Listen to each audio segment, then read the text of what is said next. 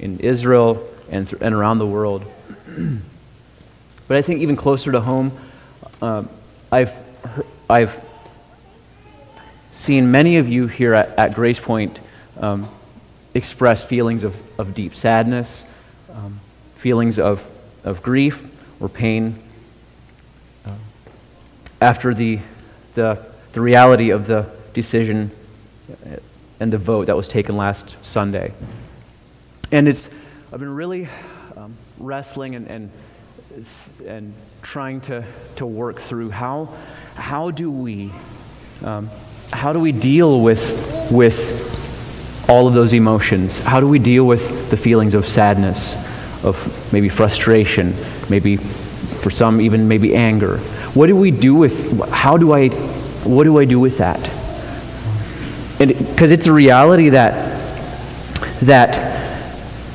whether we're believers or not, we're going to face in this life. We're going to experience sorrow, sadness, pain, grief. I was just this past week, I met with two separate friends, and they both in some way just acknowledged or were just talking about how that they felt over the course of their life, over the past several years, just experienced a lot of loss. One friend just said, we lost everything except our family. Just a lot of wondering, like, God, I did everything right, and I thought you were supposed to come through for me.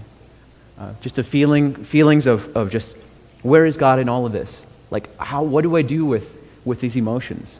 And so I want to look at this idea this morning of how do we handle these emotions, these feelings of maybe grief, or maybe pain or loss, not just in the immediate context of our church, but in the broader context of the different things that we experience in our lives. I want to talk and look at the practice of biblical lament today. The idea of biblical lament. This is a concept that is sort of new to me, but I actually believe that it can give us some answers in how to deal with life when it gets messy and when there aren't clear and clean outcomes.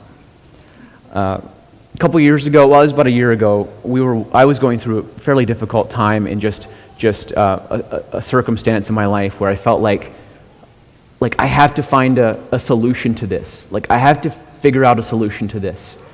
And Christy asked me one day, she saw me wrestle through this over and over, and she said, Randy, what if it doesn't work out? What are you going to do if it doesn't work out? And I think that is the question that I'm asking, is like, how do we cope with life when it doesn't work out? And I believe that the answer for us today as believers is the practice of biblical lament. So lament, I'm going to be borrowing a lot from a book that I was reading, drawing from, called Dark Clouds, Deep Mercy, the practice of lament by Mark Vroegop. So I'll be quoting a lot from him and borrowing some of his ideas. So I hope they can be a blessing to you all. He says, lament can be defined as a loud cry, a howl, or a passionate expression of grief. However, in the Bible, lament is more than sorrow or just talking about sadness. It is more than walking through the stages of grief. And he defines it like this: lament is a prayer in pain that leads to trust. Lament is a prayer in pain that leads to trust. He says, lament is the prayer language for God's people as they live in a world marred by sin. It is how we talk to God about our sorrows as we renew our hope in His sovereign care. He says this: to cry is human. All humans cry. But to lament is Christian. To cry is human, but to lament is Christian. He goes on to say in an article that he wrote for Desiring God, lament is different than crying because lament is a form of prayer. It is more than just the expression of sorrow or the venting of emotion. Lament talks to God about pain, and it has a unique purpose: trust. It is a divinely given invitation to pour out our fears, frustrations, and sorrows for the purpose of helping us to renew our confidence in God. I love that description of what lament is. Lament is how we learn to live between the poles of a hard life and God's goodness. And this is something that we're not good at. I'm not good at. I struggle with this. For many of us, the reactions and the ways that we deal with hardship and struggle and trials in this life is either to get angry at God, or on the other hand, the other ditch is to live in denial. To live in anger and loss of faith in God, or to live in denial and act like everything's okay and there's nothing wrong. He says, Mark Vrokop in his book says, "Many people I know fall into one or two camps when walking through suffering, anger or denial. Some people are so filled with anger at God that they live in a self-made prison of despair or bitterness for the rest of their lives. Still others seem to think that godliness means a new form of stoicism. They try to protect an air of contentment that feels like denial. Everything's fine, they say, but you know it isn't." Biblical lament offers an alternative to these two reactions. Biblical lament helps us walk through those feelings of trial, struggle, of suffering, and grief, and it leads us towards the end goal of trusting in God's goodness, even when it doesn't work out, even when what you think needs to happen or what you feel God owes you doesn't work out. So just a little bit on the loss of lament in our society and even in our more modern Christianity today. So there was a research done by a guy named Song Cha Ra. He looked at Presbyterian and Baptist hymnals, and he found that less than 20% of the songs in Baptist and Presbyterian hymnals are songs of lament. So I would assume it's probably the same for us too. Less than 20%. For more like contemporary services or worship services, the CCLI is a organization that sort of tracks top songs sung in churches today. These would be more like contemporary modern songs. In 2016, 2017, the number of lament-oriented songs was less than 5%. It was less than 5%. And I think that gives us a clue as to how we think of the Christian life. That we either maybe some of us feel it's wrong to like be honest about our pain or suffering or questions. For others, it's like we maybe view it as this idea that like Jesus has saved me and life is like one gigantic triumph. But the reality is, for a lot of you, you're like, no, sometimes life is just hard and you don't have clean-cut answers. And so I think that's what lament, the practice of lament can be so vital to us as believers. So looking at lament in the scriptures, naturally many of you guys are thinking the Psalms, and that's absolutely right. When you're going through difficult times, the Psalms is like one of the first things you turn to because you find solid expressions of lament. So 67 out of the 150 Psalms are classified as lament Psalms. Psalms of a lament where David is crying out saying, God, where are you? Why have you forsaken me? Like, how long must I go on? And in these psalms and these songs and prayers of lament, he expresses feelings of confusion, of fear, of anger, of deep, deep sorrow and fear. Not only the Psalms, but the whole book of Lamentations. Like, we literally have a book in the Bible called Lamentations. But I've never preached out of that, and I'm not sure if I've ever heard a sermon preached on it, and I'm not sure if we've ever done devotions on it either. We're not good at it. We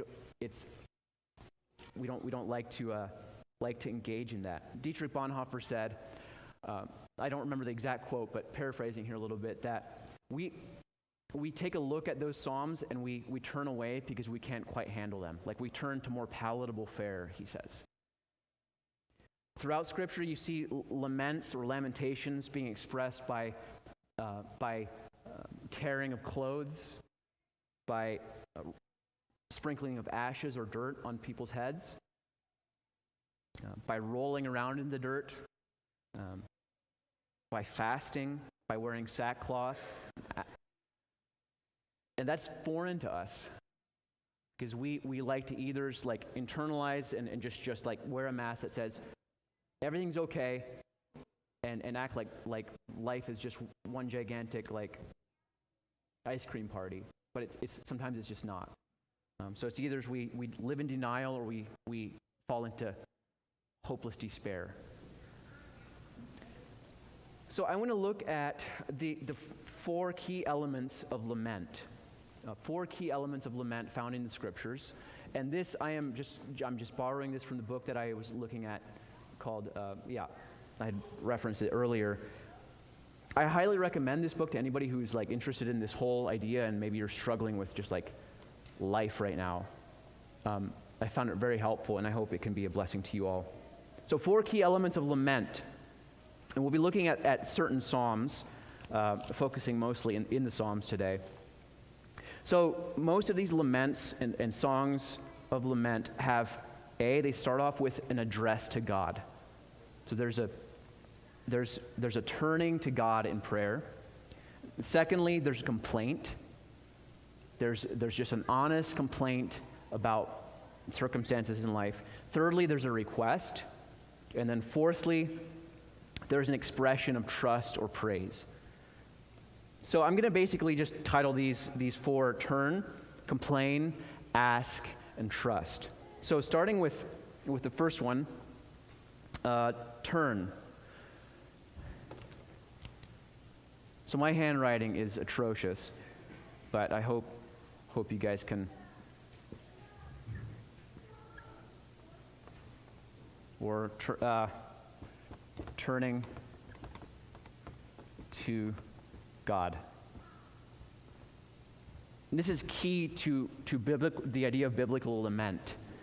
That it's not just a venting of frustration or just like crying or sadness, but it's actually taking my eyes off of the circumstances right in front of me, the pain, the brokenness, whatever it is, and actually turning to God and saying,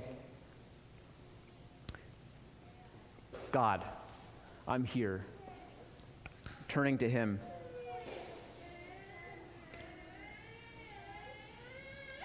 There's an intentional address to God in bringing Him your grief.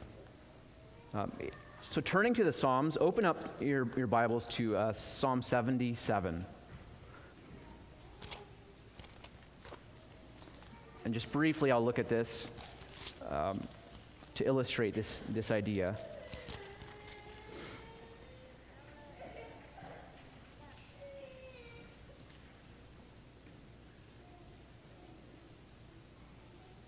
Psalm 77, 1 through 3. I cried aloud to anybody. I cried aloud to God, aloud to, and He will hear me. In the day of my trouble, I seek the Lord. In the night, my hand is stretched out without wearying. My soul refuses to be comforted. When I remember God, I moan. When I meditate, my spirit faints. You see the word here, God, repeated or referenced or repeated 3 or 4 times. This is absolutely crucial in biblical lament, this idea that we're turning to God, turning from the circumstances around us towards Him. And a lot of us, at least for myself, we can often, instead of turning to God, we turn to other things to distract us. Some things are harmless, maybe somewhat harmless. Things like work, or maybe just like going shopping, and like I just need to distract myself and just like buy a bunch of stuff on Amazon, or maybe it's things like food. Just like, let's just go out and eat and forget everything and just have a good time. Or social media, or politics, or news. Anything just to distract us from what we're going through. And that's actually, it ends up being fairly harmful to us because we never learn to work through the grief that we're going through. For others of us, we just stop talking to God altogether. And the temptation is to just like go into silent despair and not even have the energy or the faith to turn to God in the middle of what we're going through. In biblical lament, instead of turning to distractions or silent despair, we consciously turn to God and address Him from the middle of the pain or sorrow. Again, quoting from the book, anyone can cry, but it takes faith to turn to God in lament. It takes faith to turn to God in lament. So the second element of biblical lament is to bring your complaints to God. Bring your complaints to God. So A was turn, B is complain. Complain. And I know what some of you guys are thinking. It's like, that's a negative word, like complain. And like when I think of complain, I think of Florence, who like complains. Hi, sweetie. When I think of complaining, I think of Florence, who like complains when I make her eat her eggs instead of like giving her the candy that she wanted or more chocolate chips. Complain is a negative, like we don't think of that as a positive word. It's a negative word. But we see this over and over in the Psalms. And they're generally framed like this. David frames them in why or how questions. Turn to Psalm 10.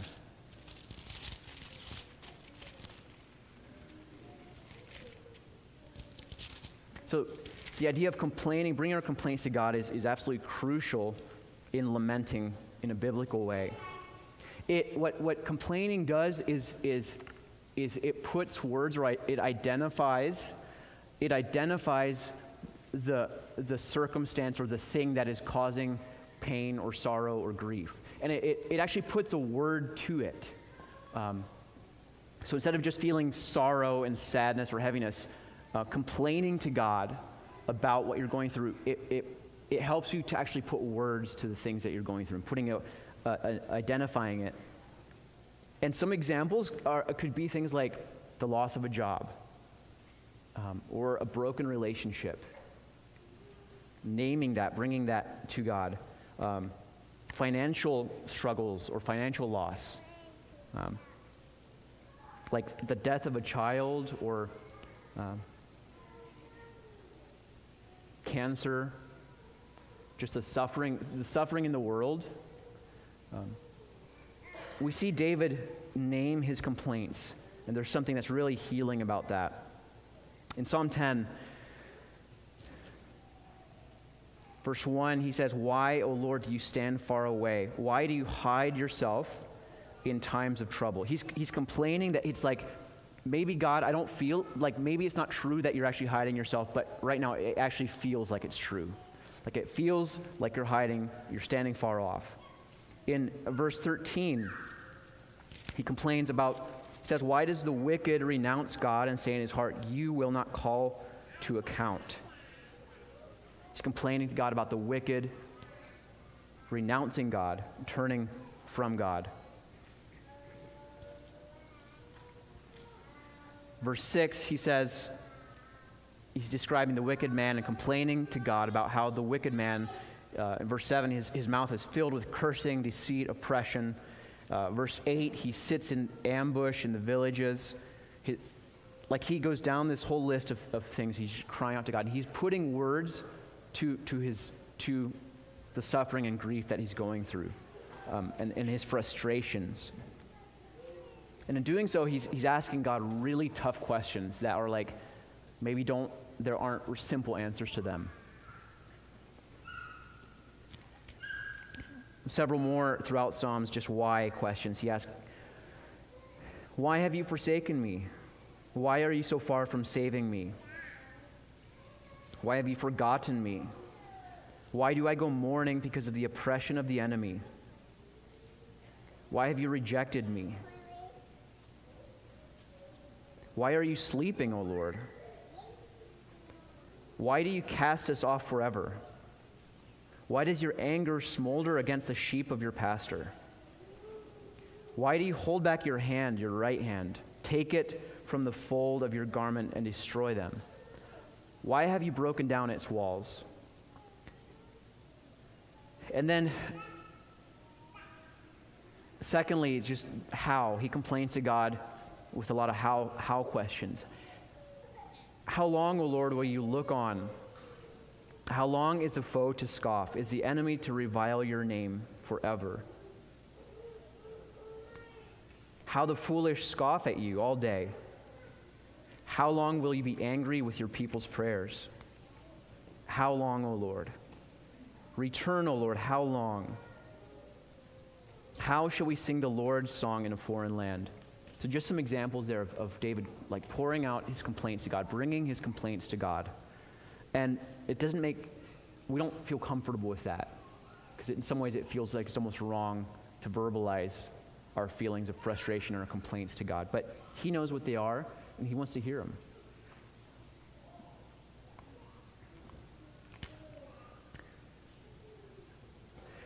Just a quote here by Stacy Gladys-Smith.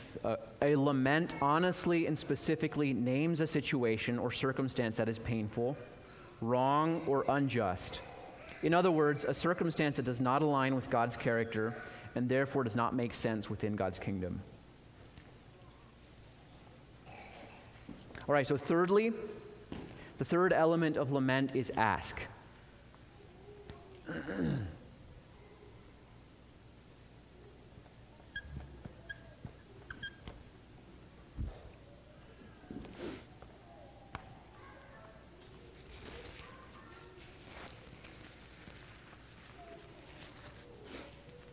And this is where we see David go from addressing God, pouring out his complaints, to then bringing a request to God, asking God for specific, like bold requests. Back in Psalm 77, just turn to that again if you don't mind.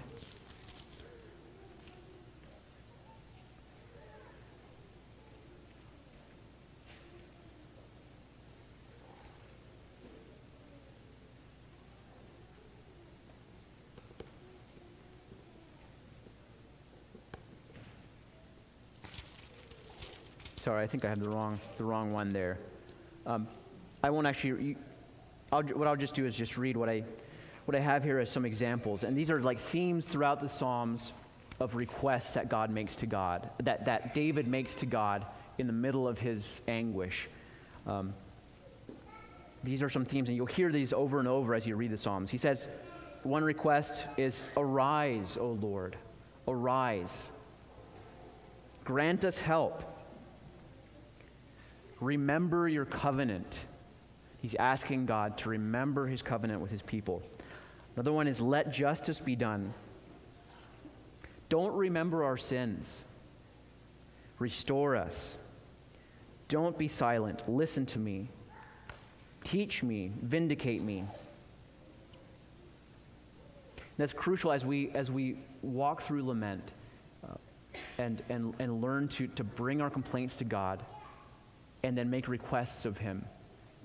Like having the faith to boldly ask God for very specific requests, and trusting that God will move on our behalf and that he wants to help us. So the third element is ask. Lastly, trust.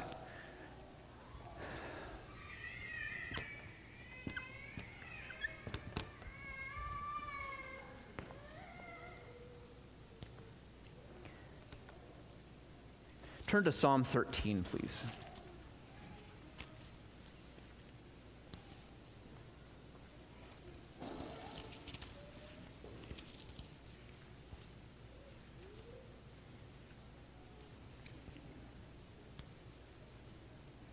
So we see all four elements of lament in this psalm right here. He addresses God in the first verse, "How long, O Lord?" He brings his complaints, "Will you forget me forever? How long will you hide your face from me?" And then verse 3, he addresses his request, "Consider and answer me, O Lord my God. Light up my eyes lest I see the sleep of death." And then all the way in verse 5 and verse 6, "But I have trusted in your steadfast love. My heart shall rejoice in your salvation. I will sing to the Lord because he has dealt bountifully with me." The beauty of biblical lament is that most of these psalms that David is crying out to God or singing to God is that they move from like God, why and how can you forsake me? Why are you doing what you're doing? Lament moves us from that to the end. Most often, there's like a but or a yet. All these things I'm laying before God and saying, why and how? And then David says, "But I have trusted in your steadfast love. My heart shall rejoice in your salvation."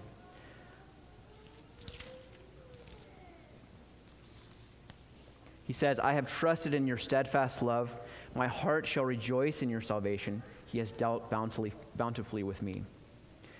The beauty of biblical lament is that it moves us from sadness or anger or fear to a renewed sense of trust that God is in control even when life feels out of control. And this is it's not a simple or clean cut, like 4 steps to 4 steps to having an ice cream party or like being okay with life and like moving on. Like, this is actually really messy, and it takes us actually like doing this over and over and over again. Coming to God, asking him to help us, laying our complaints before him, and then the end goal is instead of getting stuck in hopeless despair and lack of, or giving up complete faith and hope in God, we can do that, or we can just like deny it and say, everything's okay, I'm fine, nothing's wrong, I'm totally fine. Lament is an alternative to that goes, acknowledges the pain, the suffering, and says, yet I will trust God. Yet God is with me. God is in control even when life feels out of control.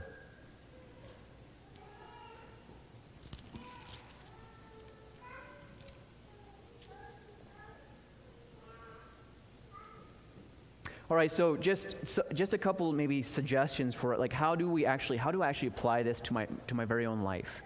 How do I actually practice lament? It sounds like a fancy word, and it's maybe a little abstract, but like how do I actually do this in my own life? And I remember when Christy and I were dating, we went through a really, really difficult time together as we were working through certain things in our lives. And there was a moment where it was just like really painful, and we couldn't think about anything except the situation we were in. We couldn't, it was pointless to go have a date because it was just all we could think about. And finally we just sat down and we just opened up the Psalms and just read them. Just read them and read them and read them out loud, and read them as prayers to God. And so David experienced so many of the emotions that you and I experience. And the Psalm laments are like they put into words so well prayers that we maybe don't have the energy to pray sometimes.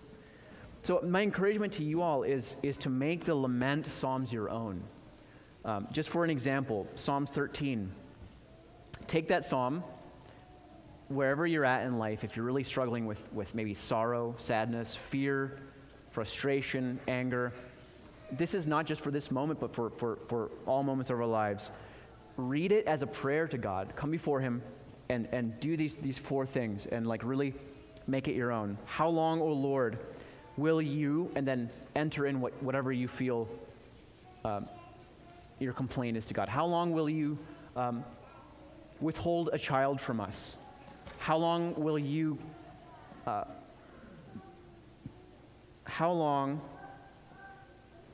keep us in this financial struggle? How long will you keep healing from us?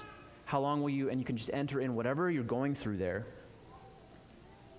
And then go down to requests. Verse 3, consider and answer me, O Lord. And enter in your request, just like, God, please come through for us in this way.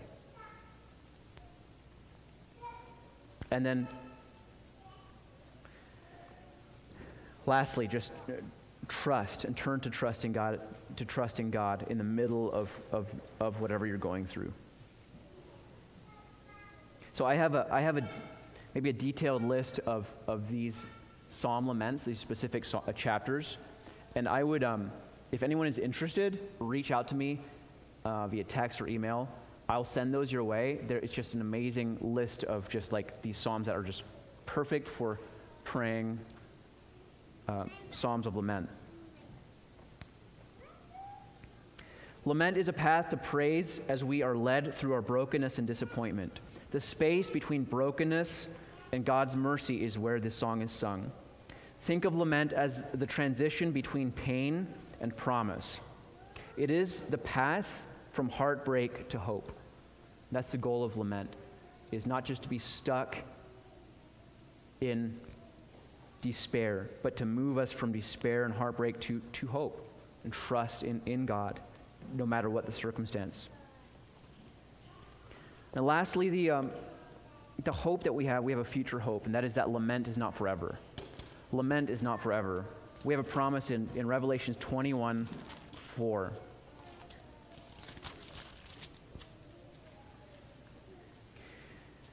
Someday, for those of us who are faithful, he will wipe away every tear from their eyes, and death shall be no more. Neither shall there be mourning, nor crying, nor pain anymore, for the former things have passed away. We have a future hope, and that is a hope that lament is not forever. That someday God will take that away from us. In closing, I would like to ask for 3 volunteers. After you raise your hand, I'll pick on you, and then I'll describe to you what I'll ask you to do. 3 volunteers. Preferably somebody who can read. Someone who can read. I'll pick on, Jimmy, Cordell, and Brent. Would you be willing? Perfect. I'm going to have you guys come up just one at a time. Brent, if you want to start with, Jimmy, start with Psalm 13. Come on up and just read that. Cordell, if you want to read Psalm 6. And then Brent, if you want to read Psalm 77. Just come up here and just listen to the words and make it your own. Wherever you're at in life, make this lament your own. And then, in closing, after that, then I'm going to ask the song leader, Franklin, would you mind singing the song or leading the song "Abide with Me," Fast Falls the Eventide? That's a song that it's almost a lament and a recognition that, like, God, I'm trusting you despite life's difficult circumstances. So, go ahead, Jimmy. God bless you all.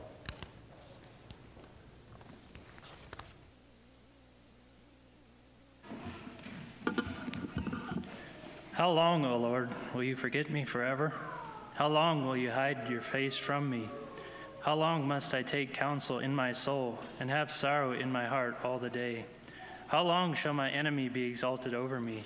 Consider and answer me, O Lord, my God. Lift up my eyes, lest I sleep the sleep of death. Lest my enemies say, I have prevailed over him. Lest my foes rejoice because I am shaken. But I have trusted in your steadfast love. My heart shall rejoice in your salvation. I will sing to the Lord, because he has dealt bountifully with me.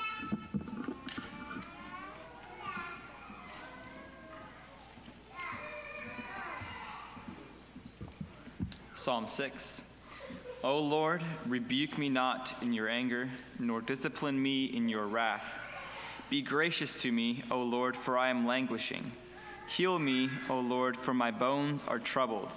My soul also is greatly troubled. But you, O Lord, how long? Turn, O Lord, deliver my life. Save me for the sake of your steadfast love. For in death there is no remembrance of you. In Sheol, who will give you praise? I am weary with my moaning. Every night I flood my bed with tears. I drench my couch with my weeping. My eye wastes away because of grief. It grows weak because of all my foes. Depart from me, all you workers of evil, for the Lord has heard the sound of my weeping. The Lord has heard my plea. The Lord accepts my prayer.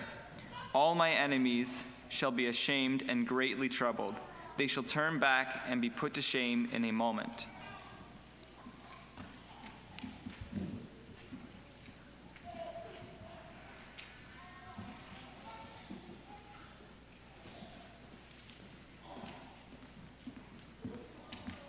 It was Psalm 77, right? Yeah. I cry out to God, yes, I shout. Oh, that God would listen to me when I was in deep trouble. I searched for the Lord all night long. I prayed with my hands lifted toward heaven, but my soul was not comforted. I think of God and I moan, overwhelmed with longing for his help. You don't let me sleep. I am too distressed even to pray.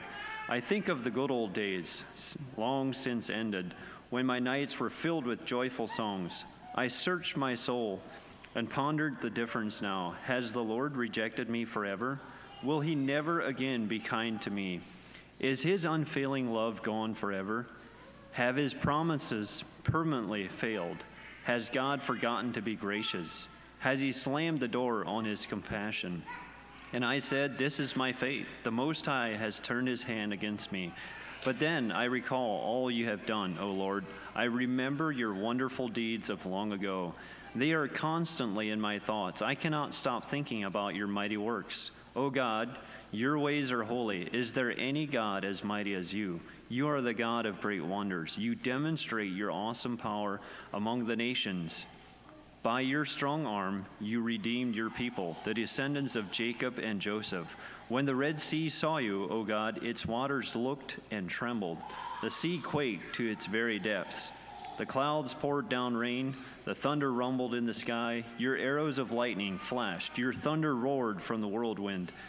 The lightning lit up the world. The earth trembled and shook. Your road led through the sea, your pathway through the mighty waters, a pathway no one knew was there. You led your people along that road like a flock of sheep, with Moses and Aaron as their shepherds. Sing number 644, Abide with Me.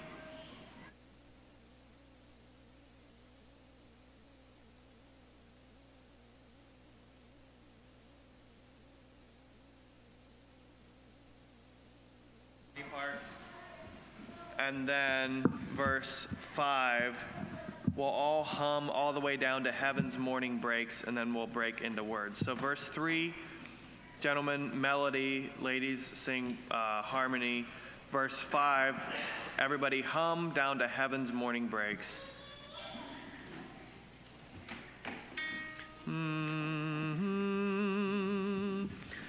Abide with me, fast falls the eventide.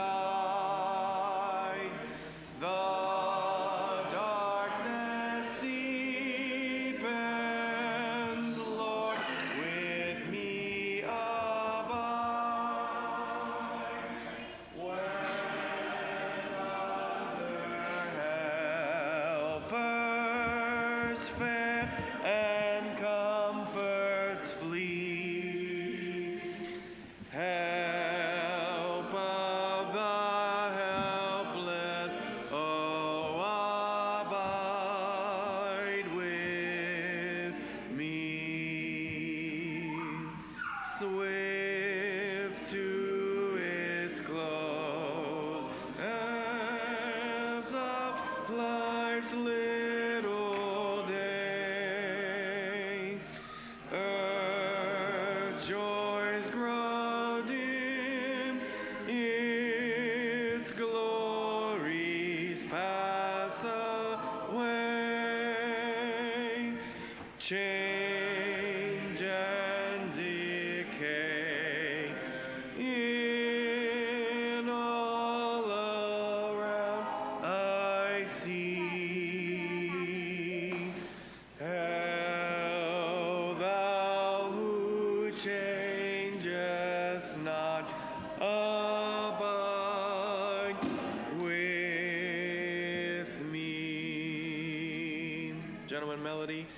I need thy presence every passing hour. But thy grace can foil the tempter's power, who like thyself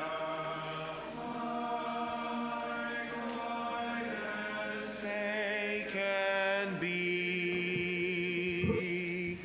Who love and sunshine, oh, abide with me.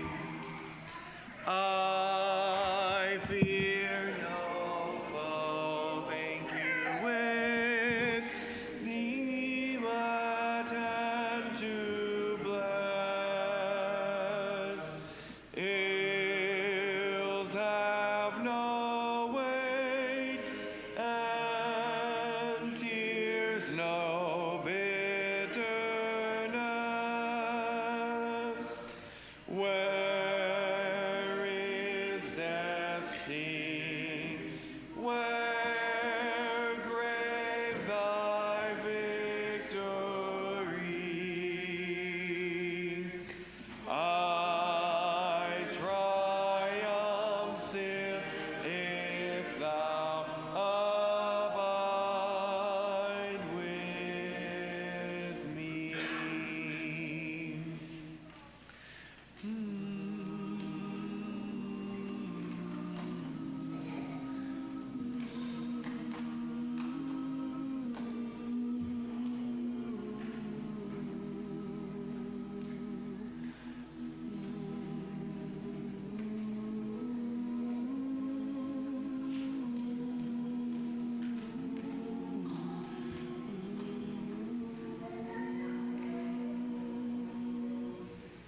Heaven's morning breaks and earth's vain shadows flee. In life, in death, O Lord, abide with me.